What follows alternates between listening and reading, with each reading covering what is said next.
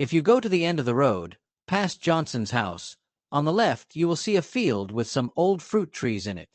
A little house used to be there where a man called Miller lived. He was a very quiet man who seemed to have enough money to live on. He didn't work on the farms, but he always went to town on market days. One day, a young man came back from market with him. The young man was pale and thin, and he didn't speak very much. He lived with Mr. Miller, and nobody knew if he helped with the housework or if Mr. Miller was his teacher. But people talked and wondered why they were always walking together, early and late, up in Raven Hills and down in Blackwood Forest. They suspected that the two men were playing with magic and were plotting something terrible. Once a month, when the moon was full, they went up to a place on Raven Hill where there are piles of old stones and rocks, and they stayed up there all night. Someone once asked Mr. Miller why he went to such a dark, lonely place in the middle of the night. Mr. Miller smiled and replied, "I love old places. They remind me of the past. And the air is beautiful on a summer's night. You can see all the countryside for miles around in the moonlight." But Mr. Miller's young friend interrupted rudely, "We don't want other people near us. We just want to talk to each other." Mr. Miller seemed annoyed at his young friend's rudeness, and he politely explained, "People say that there are bodies under those old stones, the bodies of dead soldiers. I know farmers sometimes find old bones and pots when they are working in the fields around here. I'd like to know more about how those people lived and who their gods were. I think they probably practiced magic." Then, one morning in September, something terrible happened. A farm worker had to go up to the top of Raven Hill, to Blackwood Forest, very early, when it was still dark. In the distance he saw a shape that looked like a man in the early morning fog.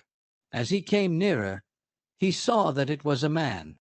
It was Mr. Miller's friend, dead, hanging from a tree. Near his feet was a knife, covered in blood. The poor farm worker was terrified and ran back down Raven Hill to the town. He woke up some of the towners to tell them about the terrible sight, and some men went back up Raven Hill with a horse to bring down the body. They also immediately sent a young boy to Mr. Miller's house to see if he was at home, because, of course, they suspected that he was the murderer. When they cut down the young man's body from the tree, they were surprised to see the clothes he was wearing were all black, like the clothes that Vickers used to wear many centuries ago. When the men's horse came near the tree and the dead young man, it screamed and tried to run away, but the men were able to hold it, and they finally got back to the town with the body across the terrified horse's back. Into the town they found the young boy standing in the main street, with several women standing around him. He was as white as paper and would not say a word. When the men tried to move on towards Mr. Miller's house, the horse again became very frightened. It stopped in the road and would not move. Then suddenly it turned and tried to run, and the body of the dead young man fell off its back onto the road. The horse could smell blood. They carried the young man's body to Mr. Miller's house, and when they opened the door, they saw what the poor young boy had seen. There, on the long kitchen table, was the body of Mr. Miller.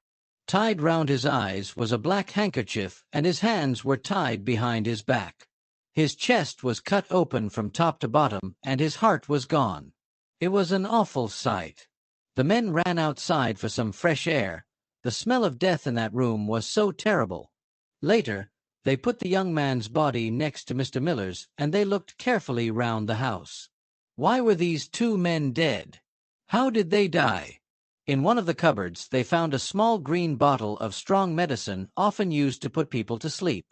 I think that young man gave Mr. Miller some of this stuff to put him to sleep, one man suggested, looking at the bottle, and then killed him.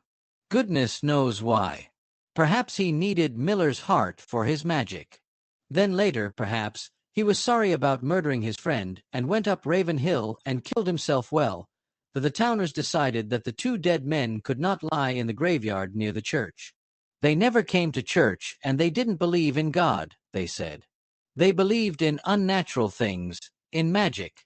So 12 men covered the two bodies in black and took them to a place outside the town. There they dug a big hole, threw the bodies into it, and covered them with stones. People say that horses don't like going near that place even today, and there is a strange kind of light there.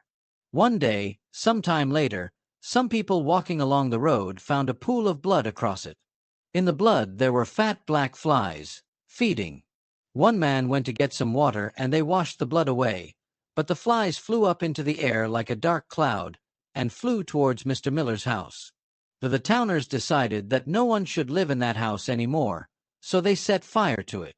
The house burnt down completely, but for a long time people said that they often saw Mr. Miller and the young man standing at night when the moon was full in the road near the burnt house on Raven Hill. Only the flies live there now. Perhaps it is only the flies who know why those two men played with magic and why they died the way they did.